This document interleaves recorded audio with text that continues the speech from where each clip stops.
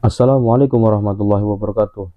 Bismillahirrahmanirrahim. Alhamdulillahirabbil alamin. Assalatu wassalamu ala Rasulillah Sayyidina wa Maulana Muhammadin wa ala alihi washabihi ajmain. Amma ba'du.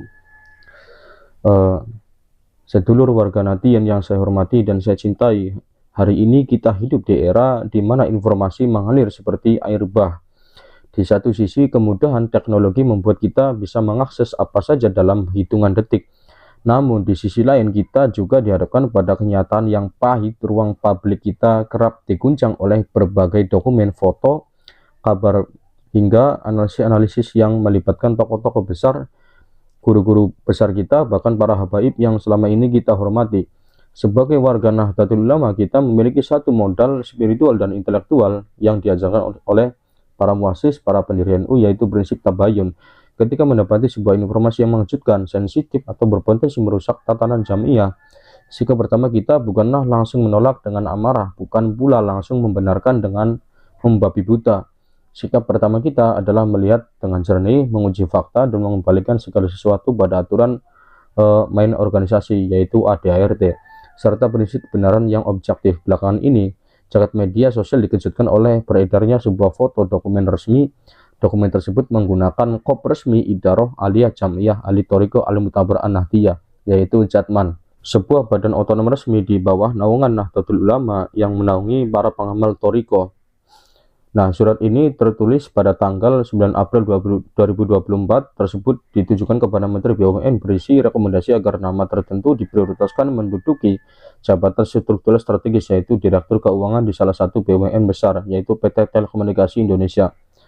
Nah, di bawah surat tersebut tertara tanda tangan dan stempel resmi atas nama Habib Muhammad Lutfi bin Ali bin Yahya selaku Rois Am Idaroh Jatman pada saat itu.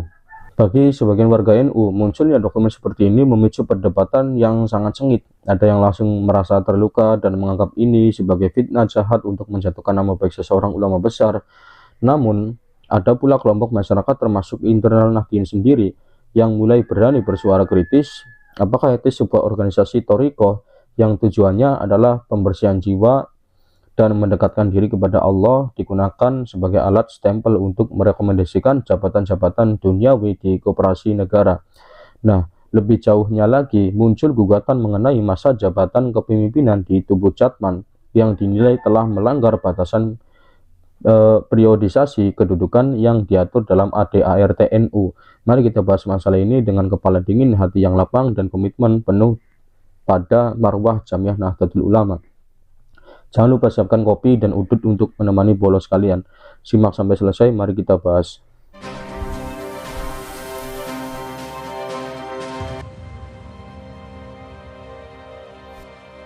Kita awali dulu ya dengan membedah yaitu fakta, dokumen, dan etika organisasi. Bolos-bolos sekalian, ketika kita melihat surat rekomendasi tersebut, kita harus memisahkan antara rasa hormat personil terhadap figur atau zatnya manusia gitu ya, dengan tindakan organisatoris yang dilakukan oleh figur tersebut. Nah, disinilah letak kedewasaan kita diuji. Jatman adalah singkatan dari Jamiah Ahli Thoriqah Al-Mu'tabar An-Nahdliyah. Organisasi ini didirikan oleh para ulama sepuh NU dengan tujuan yang sangat mulia, yaitu mengonsolidasikan berbagai aliran Thoriqah yang mutabaroh. Keabsahannya tersambung sampai Rasulullah SAW di Indonesia. Tugas utama kepengurusan Jatman adalah membimbing umat dalam urusan spiritual, menjadi kemurnian ajaran tasawuf, melestarikan zikir, mendoakan keselamatan bangsa, dan menjadi akhlakul karimah. Ketika sebuah institusi spiritual mengeluarkan surat resmi perkop organisasi untuk meminta jatah atau merekomendasikan seseorang agar menduduki kursi Direktur Keuangan BUMN, secara sosiologis dan organisatoris ini akan memicu benturan nilai. Lembaga yang seharusnya menjauhkan umat dari hubudunya atau cinta yang berlebihan justru terseret ke dalam urusan mutasi dan promosi jabatan korporasi yang syarat dengan perputaran uang dan kepentingan politik praktis. Jadi jika sebuah organisasi keagamaan sudah biasa mengeluarkan surat sakti untuk posisi-posisi komisaris atau direksi BUMN, maka esensi dari profesionalisme di negeri ini akan rusak. Dan yang lebih mengerikan, marwah ulama akan jatuh di mata para pejabat sekuler. Ulama yang seharusnya menjadi pengontrol moral jalannya pemerintah justru bisa dipandang sebagai pihak yang ikut ya atau mengantri demi mendapatkan jatah kekuasaan ekonomi.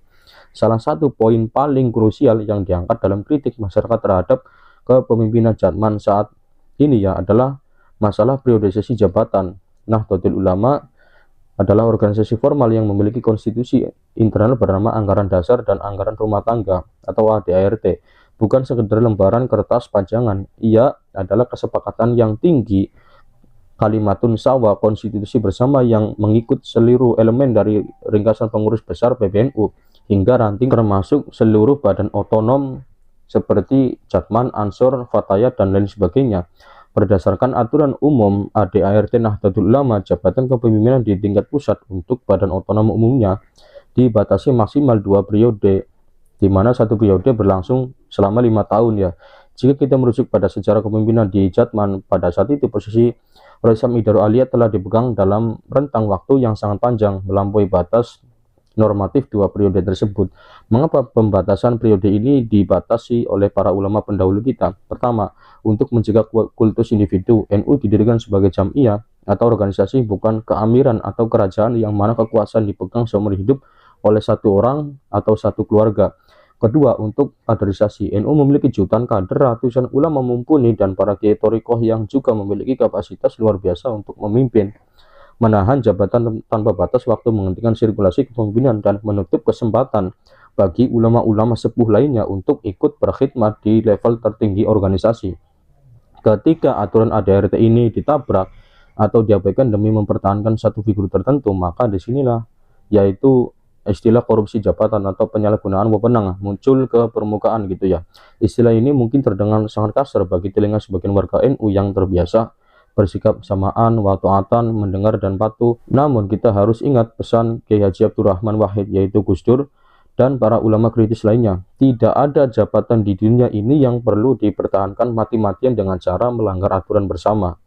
Sedulur Nahdien yang berbahagia, pertanyaan besar yang sering muncul adalah kenapa banyak warga NU yang marah atau menolak mentah-mentah ketika ada pihak yang mengkritik Habib Lutfi atau kepengurusan Jatman pada saat itu.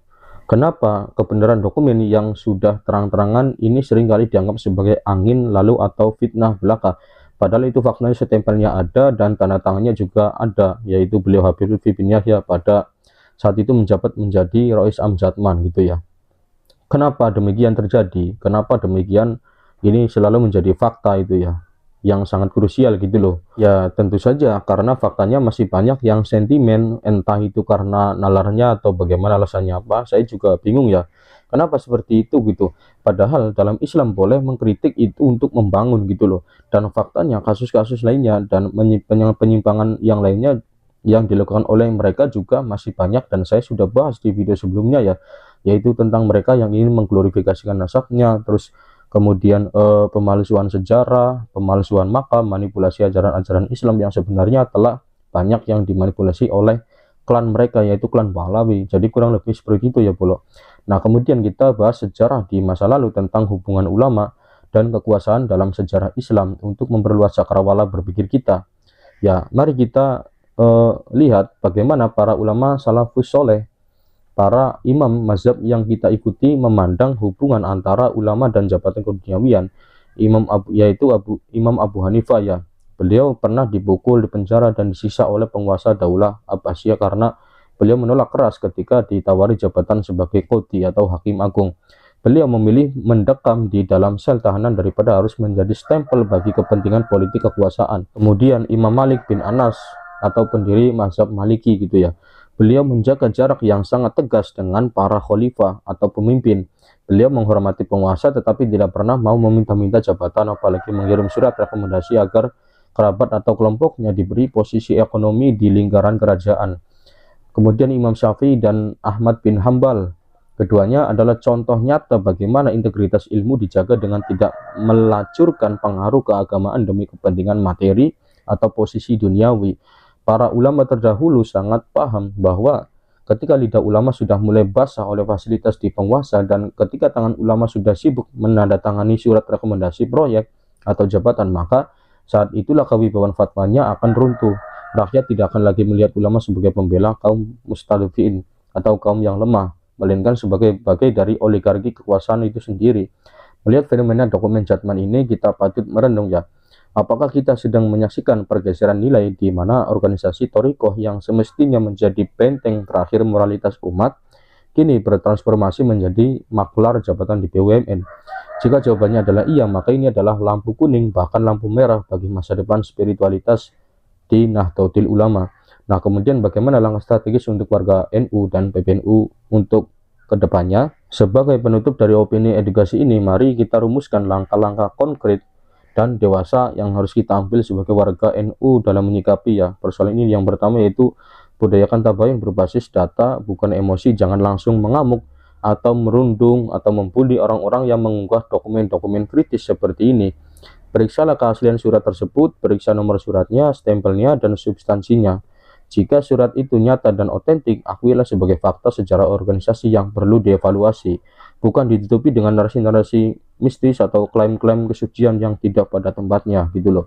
Yang kedua, kembalikan supremasi ADRT di atas figuritas. Kita harus menegaskan kembali bahwa Nahdlatul Ulama dikendalikan oleh sistem, bukan oleh personil. Siapapun pun yang memimpin itu. Jadi siapapun figur yang memimpin, ia wajib tunduk pada aturan main organisasi, termasuk aturan mengenai batasan periode jabatan. Jika sebuah banom seperti Jatman kedapatan melanggar periodisasi kepengurusan secara berlarut-larut, maka sudah menjadi kewajiban bagi penerus besar Nahdlatul Ulama untuk melakukan pembenahan, penertiban administrasi hingga pelaksanaan muktamar atau idrisiyah yang sah guna melakukan regenerasi kepemimpinan Dan kemudian yang ketiga, selamatkan marwah thariqah dari politik praktis dan bisnis. Jabatan thariqah adalah jalan spiritual yang suci. Jangan biarkan kesucian institusi Jatman dikotori oleh urusan perebutan kursi direksi atau komisaris BUMN. Para pengamal thariqah harus berani menyuarakan agar kepengurusan Jatman kembali ke khitahnya gitu Boleh-boleh sekalian yang dirahmati Allah, Nahdlatul Ulama atau NU bisa berdiri kokoh selama lebih dari 1 abad bukan karena ia dikultuskan pada satu orang manusia, melainkan karena barokah keikhlasan para pendirinya dan ketaatan para kadernya terhadap sistem jamiah yang berasaskan nilai-nilai Islam Ahlus Sunnah wal Jamaah. Mari kita jadi momentum beredarnya dokumen rekomendasi Jatman ini sebagai sarana cermin dari musahabah serta ulama yang menjadi penuntun jalan menuju akhirat, bukan merujuk jalan menuju kursi empuk BUMN. Semoga Allah Subhanahu wa taala senantiasa menjaga jamiah Nahdlatul Ulama dari segala fitnah, membersihkan hati kita semua dari penyakit hubudnya, dan menguatkan para pemimpin kita untuk selalu istiqomah di jalan kebenaran dan keadilan. Terima kasih karena sudah menyimak. Saya dan Bagus, sampai jumpa di video selanjutnya. Wassalamualaikum warahmatullahi wabarakatuh.